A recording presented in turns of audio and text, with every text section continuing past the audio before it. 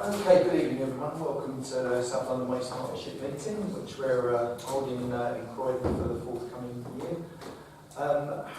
We usually spin around the table just to say hello, but obviously welcome to the members of the public. And if we pop round, I'm Councillor Stuart Collins, so I'm chair this year. Tom Lawrence, Head of Environment. Councillor Stuart King, the second Croydon Rep Cabinet Member for Environment and Transport. Annie Bacon, Strategic Partnership Manager for the South London Waste Partnership. John Haynes, Communications Advisor for the Partnership. Mike Maggie, Finance Lead for the Partnership. Mark Allison, Deputy Leader in Merton. Tim Myers, Cabinet Member for Adult Social Care, Health and the Environment in Merton. John Bolson, the Assistant Director of Public Space in Merton. Charles Baker, Commissioning Manager at Merton. Deborah Frinton from Kingston, Corporate Head of Contracts. Tim Cobbin, Portfolio Holder for Engagement and Continuous Learning at Kingston. Matt Clubb, Assistant Director of Environment and Community Safety at Sutton. Councillor Manuel Abelan from Sutton, Lead Member of Environment and Transport. Andrea Keys, the Contract Manager for the South London Waste Partnership. Fiona May, Doncaster Services, Croydon. Victoria Lowe, Doncaster Services. Steve Arthur, Director of Public Development, Croydon. Okay, thanks very much everyone. Do I have any apologies for absence this evening? One from Sutton, Councillor Ben Andrews. Okay, thank you. Yes, and Councillor Hilary Gander from Kingston as well, sensible. Okay, thank you very much. Are there any declarations of interest from anybody? Okay, we can move on into minutes of the previous meeting. Are they approved? They've been circulated obviously previously. Yeah, approved, thank you very much. Any urgent business? I'm going to make a statement now on behalf of the South London Waste Partnership regarding one of the items on the agenda regarding the fire that occurred at round by the ERA site. It's very important that we have an independent report to come to this committee for us to discuss. And what I intend to do when we get the fire service report, we'll make sure that prior to that meeting we put on the agenda that we will offer members of the public the opportunity to ask questions at the meeting about the incident when we have the fire services report. And provided they put that in writing, we've got the opportunity to make sure that we can reply them to them, but also they will be invited to attend the meeting and ask any subsequent questions that they want. I also had notification from Councillor from Sutton, who's at back there, Nick, would like to ask a question, so I'm prepared this evening, Nick, to let you ask a question when we get to that particular item on the agenda. But what I would ask, Nick, is obviously just to bear in mind that the officers of the South London Waste Partnership, obviously they don't work for Viridor, and they're obviously not experts on the fire service report, because we haven't actually seen it yet. So if it's a question we can answer, the officers have all said they'll do their best to answer you. But we will definitely have, because I think it's right for public accountability, a full discussion of the fire that happened when we've got the fire brigade's fire services report. Okay, so that's just my statement to make that clear. Sorry, any questions on that? Just on that point, I certainly welcome what you're suggesting, that we have that report from this committee. At this stage, and obviously we don't know what's in that, what's going to be in that report, but do we anticipate that the fire service report would be made public as part of the committee papers, or is there a view that it might not be? Because I certainly think, chiming and echoing your points about transparency, it would be good if we acknowledge that that report would be made public in as far as it can, actually, starting premise. Yeah, I mean, obviously as chair, I can see no reason why we can't produce that if it's a public document. I think I'm not experienced with fire service reports and incidents that have happened before at centres like this, but I would have thought if it's a report that is allowed to be published, then we should do so. So, if any of the officers know otherwise, there's no legal. I don't see there being any legal reason why we can't produce the fire services report.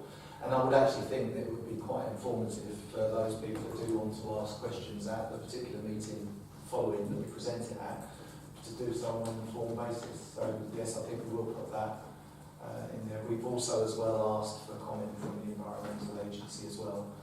So of course they will be invited, as well representatives from Viridor will be invited to attend the meeting. We have no powers to make them attend the meeting, but I will certainly make sure that we invite them to attend when both reports are available for the public to ask a few questions. Okay, I think anyone else on that? Is that fine? Okay, so moving on then to phase A and phase item 6 rather, phase A and B, the management report. Is that Annie? No, it's Andrew, sorry Andrew. Okay, so yeah, this is the contract management report for Q1 of 2019-2020. The report provides the performance summary for the 3 phase A contracts procured by SLWP, as well as the 2012 residual waste treatment contract, which we also refer to as the ERF contract. Section 1.8 of the report provides a brief summary of contract 1, which is operated by Viridor Waste Management. This is a waste transfer station and haulage contract only, and there's no other treatment or disposal of waste carried out under this contract. And Viridor will deliver this until August 22. 1.9 of the report notes the fire that we just alluded to that occurred at the Beddington Waste Transfer Facility on the 11th of July, and we've attached a briefing note from Viridor on this matter as Appendix B. Section 2 of the report summarises the performance at our HRRC sites. 2.5 of the report, we've summarised an issue that was raised on customer satisfaction surveys in regard to wait times. The increased wait times were largely due to seasonal reasons, as round 12 includes 2 of the May bank holidays, and at Purley Oaks there were some increased delays for 1 week due to the essential site repairs at that particular site. Garth Road wait times have been slightly higher for that period, so we're monitoring those as well. Managing recycling performance at HRC sites continues to be challenging. The garden waste tons have dropped, and the number of mattresses, for example, have also increased. The contractor is undertaking black bag searches and some waste analysis in order to better understand what's in residual waste. And we're reviewing the analysis results at the contract meetings on a monthly basis. We've seen about a 10% reduction in total tons received through the HRC sites. Commercial waste clamped down operation by Veolia has resulted in a further drop in DIY waste, and rubble is also down a further 18% on the same period last year. Contract 3 of the report, in section 3 of the report, is our recycling and composting contract. That summary of the terms can be found in Appendix A, Part 4, and there's no issues to report on that contract. And finally, section 4 of the report covers the 2012 residual waste treatment contract. 4.6 of the report talks about the takeover activities, and we can update that on the 21st of August. The independent certifier did issue the takeover certificate for the facility. And then finally, during Q1, we delivered just over 50,000 tonnes to Viridor South London underneath that phase B ERF contract. That is a 10% reduction in residual waste when compared to the same period last year.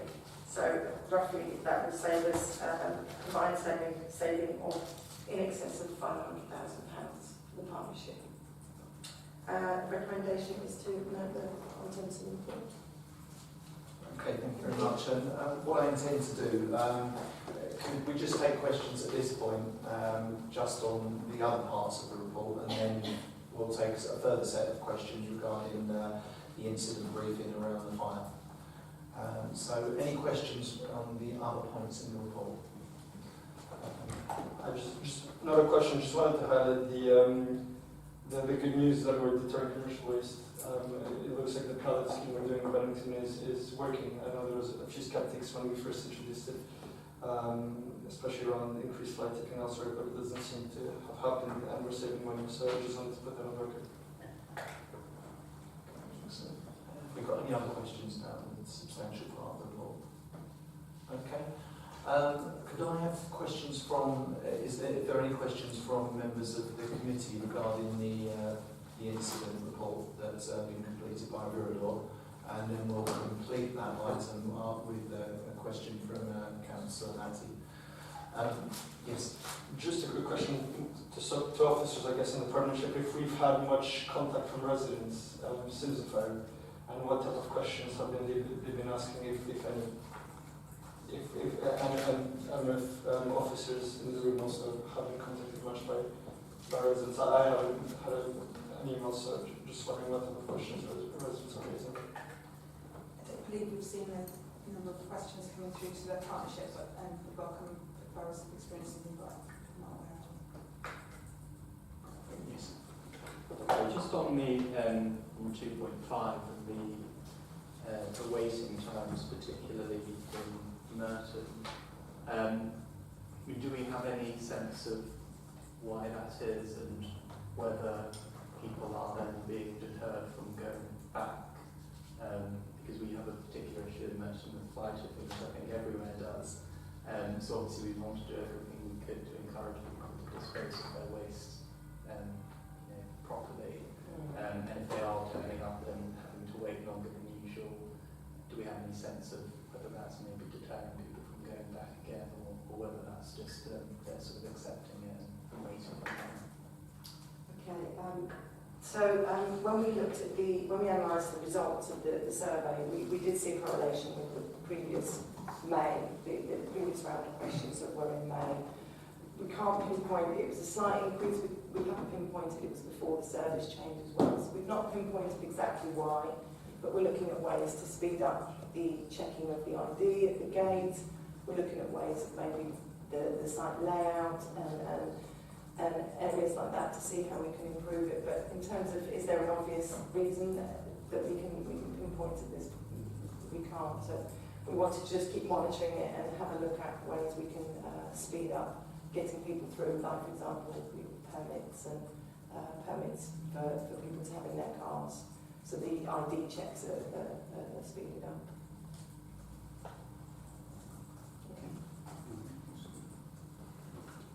Okay, any other questions before Councillor?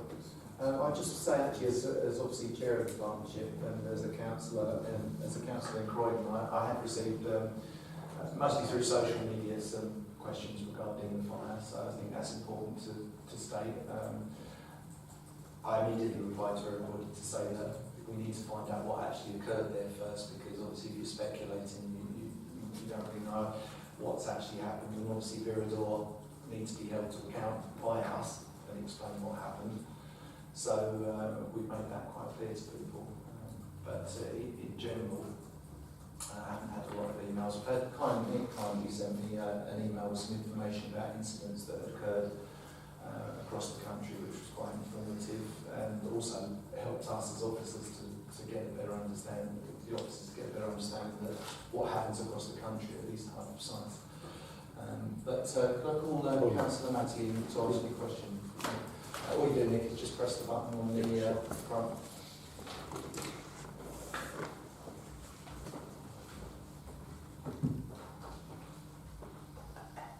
Thank you very much for allowing me to speak. I know that it's a short notice, but as you may know, I'm one of the three councillors that represent Bennington North, and the incinerator lies in the most northerly sector of the ward, probably about 300 metres from the Croydon border. Just to put things into context, I've been contacted by a lot of residents, and there's been a lot of activity on social media about the fire. I've had people saying that they they felt smelt acrid fumes, and that some people said that it made them, dry in the throat. And when this has been discussed at council, we've had a council who's a former fire officer saying that if it was mattresses that have gone up in smoke, that they do produce sodium cyanide, which is a poison. And obviously people are very concerned, and the main it was very, very visual for anybody that lives nearby. I mean, the plumes of smoke went up to about 200 feet, and the fire lasted approximately 10 hours before it was brought under control.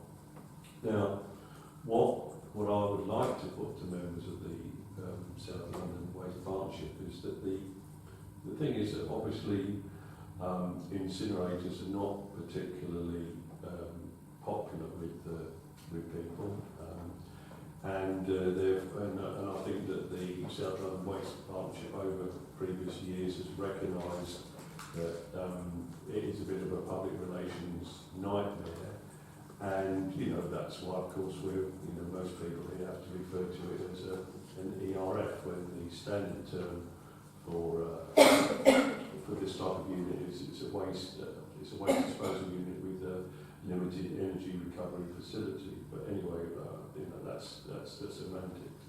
But what is a deep concern on this particular issue was that a few hours after the fire started, Viridor issued a press release which was basically repeated by Sutton Council, describing the fire with 200-foot high smoke pall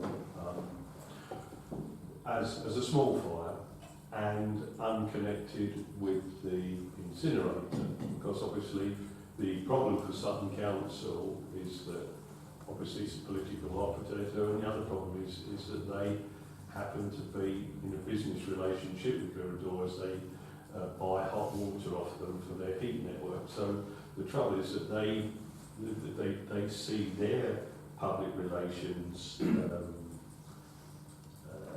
effort as being unified with that Viridor. So what I would like to try and see is not only can we try and answer as many questions as possible about the causes of the fire and strategy for not being repeated, because I don't know if you know, but Suez, whose record with fires is not far behind that of Viridor's in their plants. I think Viridor had 14 fires in their plants since 2015. Nick, can I ask, obviously...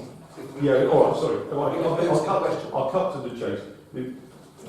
What we really need to do is that if there is the first thing we need to do is, when we get this report, we need to be able to say to Viridor, this should not be repeated again. I look at, I study, this happens to be of great interest, incinerators and waste treatment plants throughout Germany, and they have nothing like this, the way they manage them, their fire detection. So we really need to put Viridor on the spot. And also, when we want to first of all prevent a repeat of this, but also we need to provide real, if an incident for whatever reason does break out again, we mustn't downplay it, we mustn't trivialise it for the sake of public relations for one council that feels that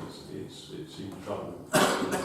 We must try, and the South London Waste Partnership should have a protocol by which it can respond accurately. It should have if you like, an emergency, because we operate, the South London Waste Partnership operates sites around.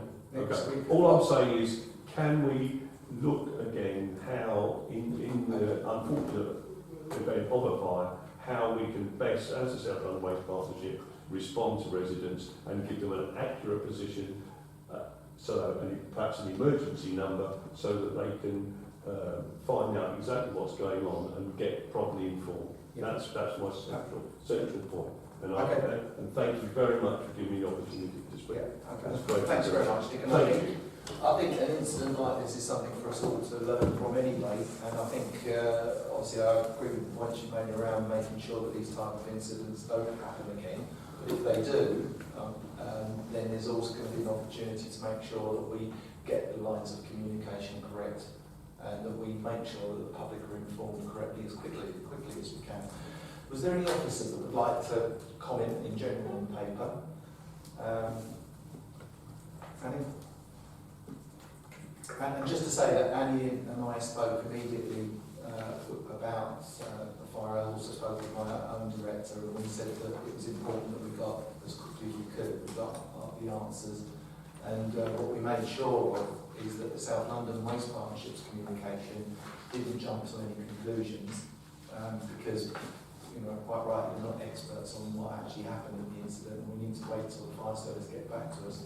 But, Annie? That's the first thing I'd like to say, is that the fire service, the Environment Agency, the Bureau themselves, all of those investigations need to be made available so that we can then comment, and I wouldn't want to comment before having those, that information in front of us. Just to clarify, this fire was on a part of the Eddington site that relates to an earlier contract we have with Bureau that relates to management of waste in a waste transfer station that is not part of the new facility, just so that is clear.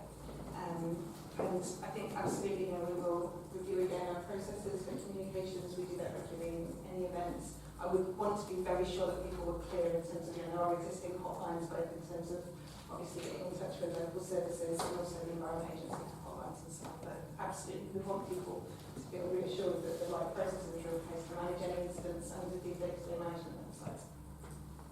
And I would just add that I think rather than each of the individual councils making comment, I think that in future we probably need to go straight to the South London Waste Partnership officers to get the full story, and then if there is any communication that needs to be put out to the public, it's done through our communications rather than individual councils sending different messages. I think that's something we can definitely learn from this process. Okay, is the report noted? Thank you very much, and thank you for the public for asking questions. Okay, agenda item 7. Michael, our finance lead. Yes, this paper provides an update on the partnership's budget position at month 4, July 2019, as the financial year, and the projected outturn for the 2019-20 financial year. The predicted outturn for the year at month 4 is that the forecast spend will be as per budget. However, there are 2 variances to note. The advisors are forecasting an overspend of £35,000 for engagement advisors to assess the options available for the renegotiation or re-procurement of the HRRC contract. There's also an underspend of £35,000 for the vacant post of the Waste Strategy Officer, which isn't envisaged being filled until at least December 2019, because the two net each other off. That sounds good. Okay, excellent. Any questions to Michael? Okay, can the report be noted? Okay, thank you very much, Michael. Okay, then agenda item 9, the South London Waste Management Group. Annie.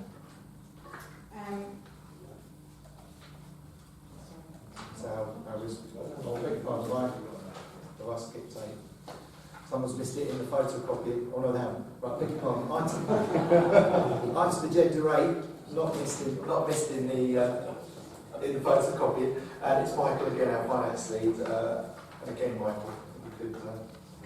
The partnership is required to produce a draft budget for consideration by this committee by 31st of October each year. And this is the first draft paper.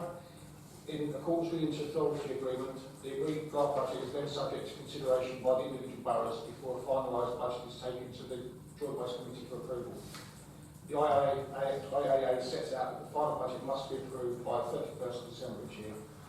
The table in paragraph 2.1 shows the proposed budget for 2021 and the 2019-20 budget for comparisons.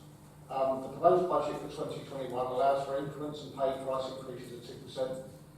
The only paragraphs I want to draw your attention to is 2.6 and 2.7. 2.6, in 1920 there was a budget in the communications line for the triennial resident service survey. This has been removed for 2021. Will be brought back for approval for the 2023 budget process. In paragraph 2.7, there's a budget of £50,000 recommended for further work to either re-procure or renegotiate the HRRC contract that is currently running until 30th September 2022. The recommendation is for the committee to agree the proposed draft budget for the core activities of the partnership set out in paragraph 2.1 and request the individual boroughs to consider and agree the resources required in consultation with borough finance directors, and to note that the final budget will be brought back to this committee for sign-off in December.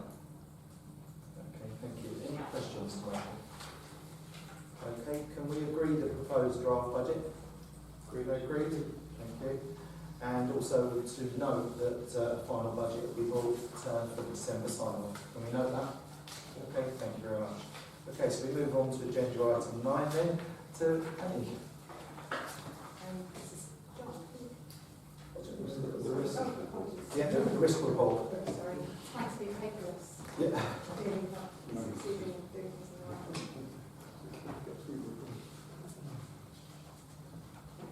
Thank you, Chair.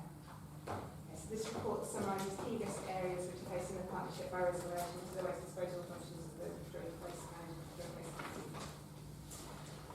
We summarise the issues here based on the team's risk register, and we summarise the key risks which are being noted at committee level. I'll run through those. They begin in paragraph 2.2 with recycling materials market changes.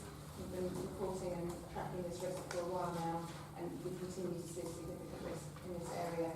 There have been really significant changes to the global recycling materials markets over the last 18 months, and the changes in China, for instance, have meant that not only are we seeing different financial incentives around recycling and reprocessing and so on, but also that the quality requirements around materials, quality requirements for materials in general are increasing, which obviously is important for us to monitor.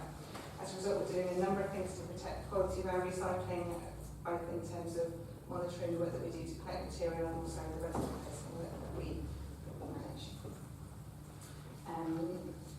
2.3 describes changes in the recycling values and the impact that might have on our contract, and obviously we're aware that as well as having an impact on us and our activities, it will also have an impact on our contractors, so obviously we work closely with them in monitoring the impact of this through regular meetings. There was a DEFRA strategy consultation on a number of different items back in May. This is summarised in 2.4. DEFRA were looking at consulting on reforming packaging producer responsibility regulations, introducing deposit return schemes, measures to accelerate the consistency in recycling. Obviously, we're working in areas to improve that in a regional, sub-regional level. And the Treasury also consulted on a plastic packaging tax. We responded to all of those and continue to monitor likely outcome of that consultation and changes that might be made in terms of legislation. Item 2.5 addresses Brexit, which is an ongoing risk that we're monitoring. We still potentially have a no-deal Brexit scenario ahead of us, in which case we're anticipating that there could be impacts on movement of materials through ports. That would have an impact on materials that are being exported or imported, and for us export materials in the wider waste industry is a part of the waste management within the UK. It's not an issue for us in terms of our disposal because we have long-term disposable infrastructure within the area. It may have an impact on recycling markets, so again that's something that we're keeping a close eye on.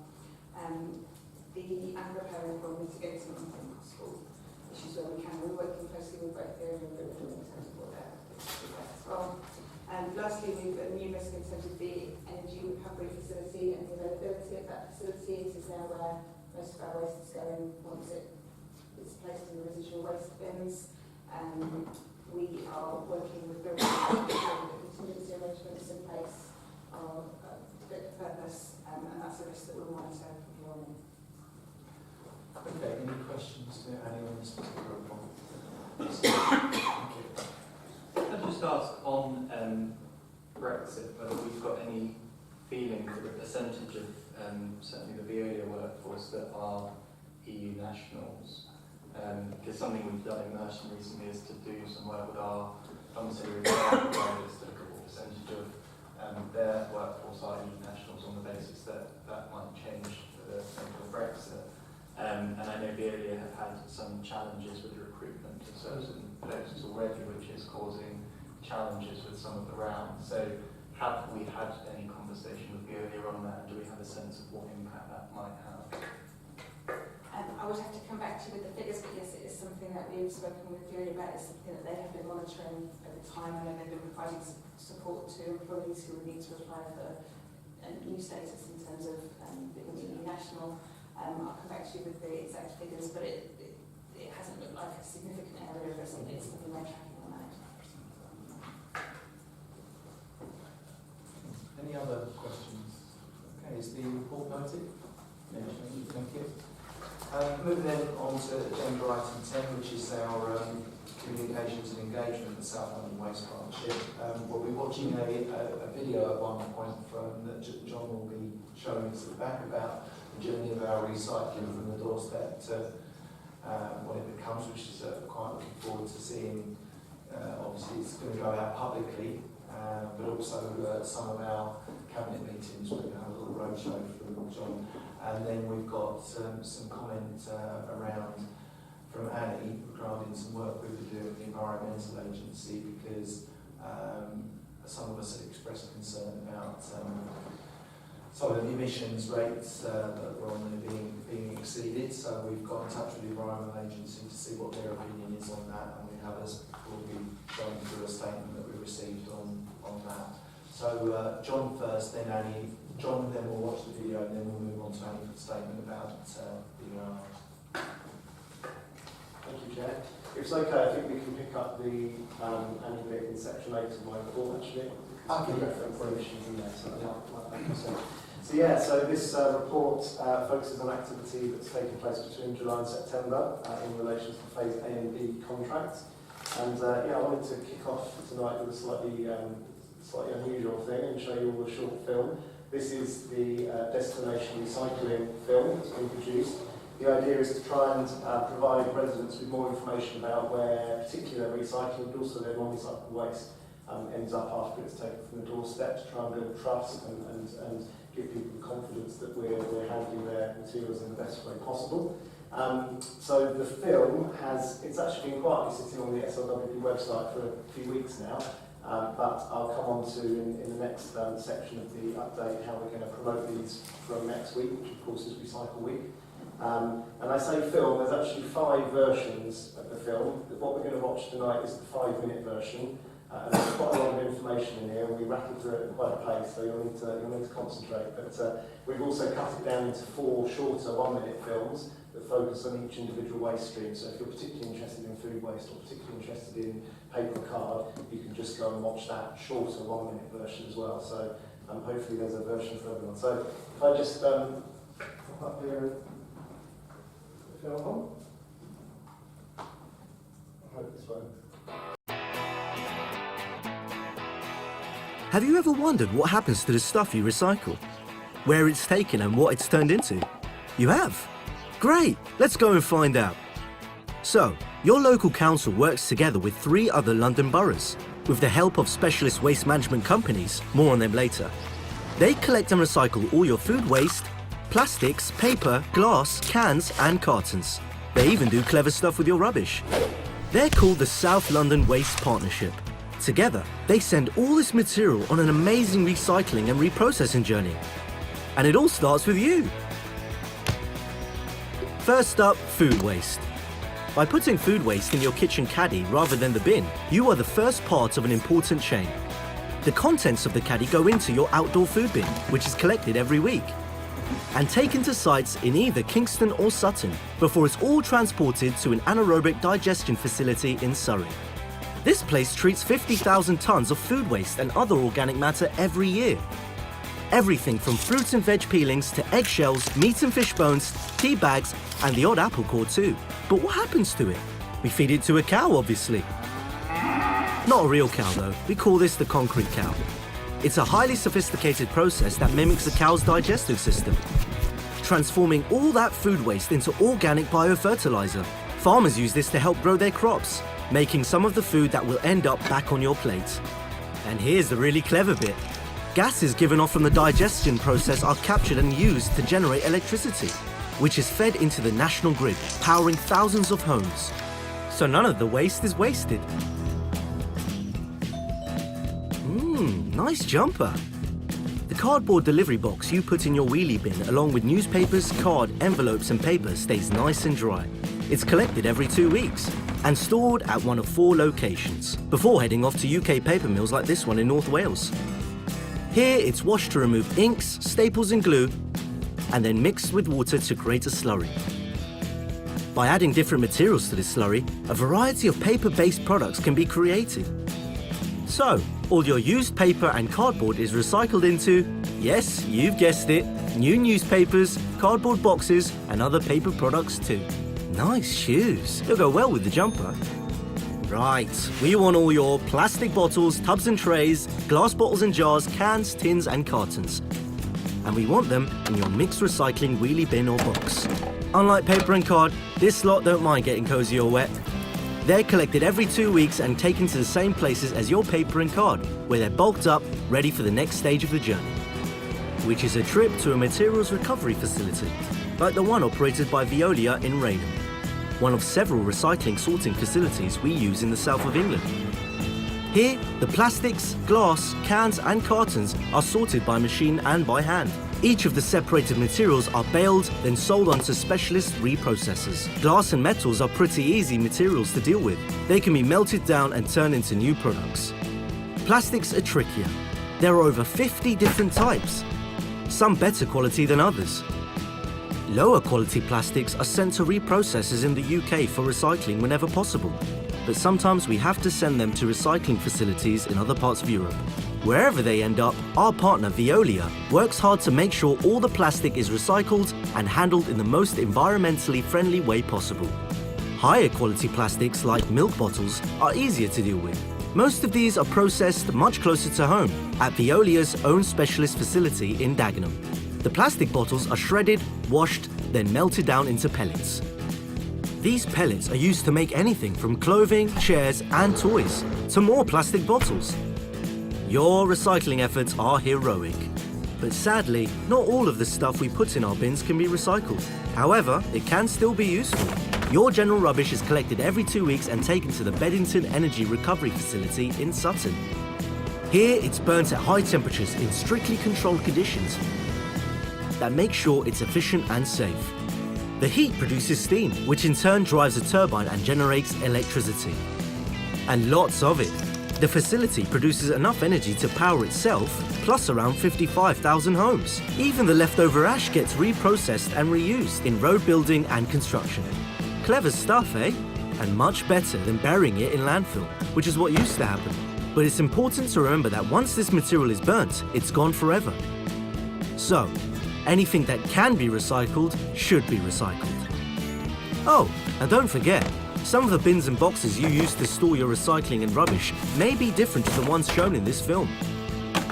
If you're not sure what goes where, check your local council's website. So you see, we do some pretty amazing stuff with your recycling and rubbish. But without you, none of this could happen. Thank you for helping us recycle more and waste less.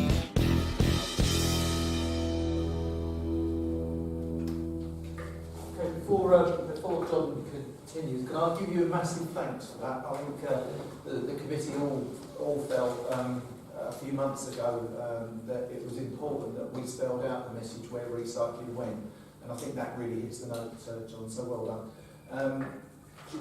Continue with the talk, and then obviously bring Andy's bit in about the action and we'll take some questions. Thank you, Councillor, I appreciate that. Yeah, so hopefully you found that informative, and it's certainly, when I've shown it to people that aren't as involved in the sector as we are, there's a lot of, I didn't realise that, and I think people are surprised how much of the stuff is treated very close to home, so hopefully that will be informative to our residents as well. So moving on to section 2 of my report, Recycle Week starts next Monday, 23rd of September. We've got lots of activity taking place across the 4 boroughs this year. The first one of those is going to be a social media advertising campaign that will start next week, but will actually run for about 6 to 8 weeks, and that will be focused on promoting the new destination recycle videos and getting awareness out there that they're up there. We're going to test a few different options in terms of the longer version, the shorter versions, and see what works best. But we're hoping for some really good results from that. The paragraph 2.3 I'm at here now, the boroughs, I'm pleased to say, were successful in a joint bid to Resource London for £10,000 of funding for Recycle Week, which is enabling us to run an outdoor advertising campaign across the tram network.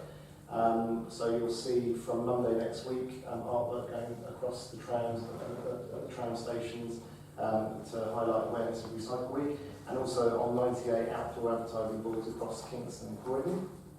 And Veolia are also undertaking a series of school visits. They actually started last week and they're running through next week as well with the Recycling Week theme. So lots going on for Recycle Week. On to section 3, autumn food waste engagement events. So I'm also pleased to say it's been a good quarter for funding. We submitted another joint bid for up to £26,000 of funding from Resource London, LWAR, to run some food waste awareness events in October, and we were successful. So we know we've seen a massive increase in the capture of food waste across the 4 boroughs over the last year or two with the service changes that we've introduced.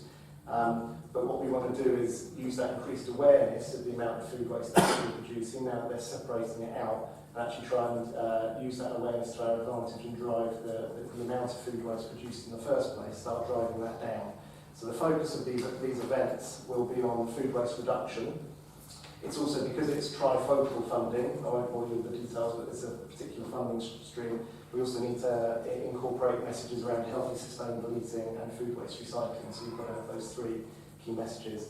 So what we're going to do, 14th of October, a whole series of pop-up road shows across the Partnership region, and we'll be focusing on pumpkins, given the time of year, as a bit of a hook to get people interested, and also it's a great example of where food waste really does happen all the time, and it's a real shame. So we'll be doing lots of activities and events to raise awareness. There'll also be a digital advertising campaign and some press advertising to support those events as well. Moving on to Phase A contract, Section 5, not a huge amount to update this quarter, just to remind people that the satisfaction survey reports are uploaded to the website so that they're there for members of the public to see, so that's been done. And from the landfill operation side of things, Section 6, just really to highlight that the reopening of the permissive footpath that runs along the western boundary of the Bennington site, and also there are some new publicly accessible bird hides along that can be accessed from that path. That's gone down well with local residents and stakeholders. A little bit of feedback about the drainage issues on the path, but I know that we're looking into that and looking to improve it. But generally, people have welcomed those bird hides because it gives you much better access to the site without having to arrange access to an open day, etc. So, and then moving on to Phase B, Section 8 of the report, and this is where I think I'll bring Andy in if that's right. So we know that Viridor will continue to upload emissions monitoring reports on twice a month. And just, this still is one of the most open and transparent approaches to publication of emissions that we're aware of anywhere in the country. So I think, Annie, do you want to... Yes, we spoke to the Environment Agency and they gave us a statement which I thought would be helpful to read out of the committee meeting. So the permit ELVs, that's the emission limit values, are set primarily on the basis of the standard limits specified in Annex 6 of the Industrial Emissions Directive, and exceedances of those limits will not necessarily result in an adverse impact on the environment. In the case of carbon monoxide, an extremely high level of emissions over a prolonged period of time will be needed in order to have a significant impact on the environment, whereas slightly elevated emissions over a short duration are not likely to result in any measurable environmental impact. It should also be noted that the variable nature of the residual municipal waste burned by plants can make it extremely difficult for operators to control their carbon monoxide emissions permitted limits all of the time, and occasional exceedances can therefore be expected to occur even when operators apply all of the available measures to avoid them. That's obviously in response to what's asking about that we do see exceedances, particularly on carbon monoxide and what the Environment Agency's views of those are. Thank you. Just to add to that, we asked the question of the Environmental Agency because they obviously issue the permit and they are the experts on this particular issue. And I know there has been public concern about emissions, so I think it's important that the Environment Agency have flagged this up and made this statement, and we will put this statement online so that residents can look at that and be hopefully reassured. How many questions on either parts of the report? Yes. It's just a comment more than a question. And echo your comments on the video. I think it's fantastic, and certainly when I saw it a month or so ago, I think it is going to be really helpful in explaining to residents how we treat their refuse. The only plea I would make is that when we talk about the increase in recycling rates, we do have a tendency to fall into talking about the service changes being the reason for that. And I think whilst that is the catalyst for the increase we've seen, it is ultimately residents' participation which has facilitated that increase. So I think we should be saying thank you to residents for helping us increase the recycling rates, albeit it might have been a result of that service change. That's a very good point. When I attend residents' associations meetings, we've been putting out the important rise in recycling. I always make sure that I make a point of saying thank you for your patience and understanding with the introduction of the new system, but a big thank you to you all for participating in helping increase recycling. Any other questions? Yes, sir. Just a quick comment. Just wanted to echo the comments that have been made on the video. It's a fantastic video. And it will be interesting to see at the next meeting how well it did with residents. And also congratulations on the funds you've secured. We should maybe get you to something to do a few bids for us, because you seem to be quite good at it. And I'm pleased also that we're focusing on the food waste issue, because I know that in Sutton, one of the big discussions we're having now is not necessarily we want to continue to improve our recycling rates, but we also want to start speaking to residents about reducing their waste and how much food waste they produce. So I'm happy that we're looking at that, and it'll be interesting to see what comes out of it. Yeah, sorry, it was to echo actually what both of colleagues have said about how good the video is, but also to come back to this point about it's very good for people to, we're very grateful for people having started to use and increasingly use the recycling, but we also urge people to not buy stuff, consume stuff that they don't need, to reuse plastic containers and things like that, which helps them to reduce the amount of recycling that we get. So it's kind of counterintuitive that we're doing better if they actually produce less recycling because of the recycling that is essential to their lives. Yeah, I think that's a really good point. I think there is a workshop that we should be holding perhaps as prior to the next meeting, where we can talk about how the partnership can encourage using reusables or refilling. For instance, washing liquid is a good one that you don't have to go and buy another plastic bottle, but you can take your bottle now to some outlets and refill it. It's that sort of work we should all try and lead the way on the South London Waste Partnership. So if we can have a workshop on that, that'd be really good. That's a really good point.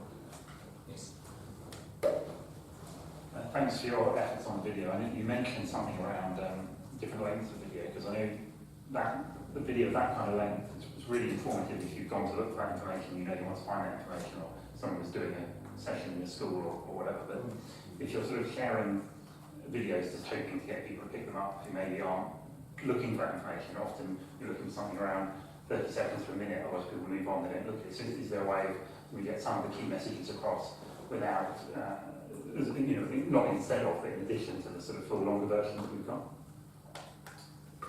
Yeah, absolutely. So I showed you that full length version tonight just because we're running up and down and doing it 4 times. But yes, so in addition to that 5-minute version, you've got 4 much shorter versions, just over a minute each, which focus on each of those waste streams. And what we're going to look at doing, they're all on the SLWP website, so if you go to slwp.org.uk/destination-recycling, you'll find all the videos there. There's also some updated content to support the videos as well, so that's worth having a look at. What we're going to do with the social media campaign that I mentioned that's launching next week, we're going to test out some different approaches. So we've got some 10-second trailers that kind of lead people into the longer film. So one option we're looking at is using social media to position those 10-second trailers in people's news feeds, and then getting them to link out to the website so they can then watch the full version of the film. But we're also going to deliver the 1-minute versions of the film direct into news feeds as well. It's a little bit longer than you would typically do on social media, but we think it might work given the content and as long as we get the messaging right and we target those adverts well. So it'll be really interesting to see which one works best. And after a few days of doing it, we'll have a look and then we'll sort of push our efforts on what's working best. So yeah, we've got lots of different versions available to the capacity. Okay, any other questions? Okay, can we all agree the report? Agree. Thank you very much, and concludes the meeting. Thank you everybody for attending, and of course our members of the public for taking an interest.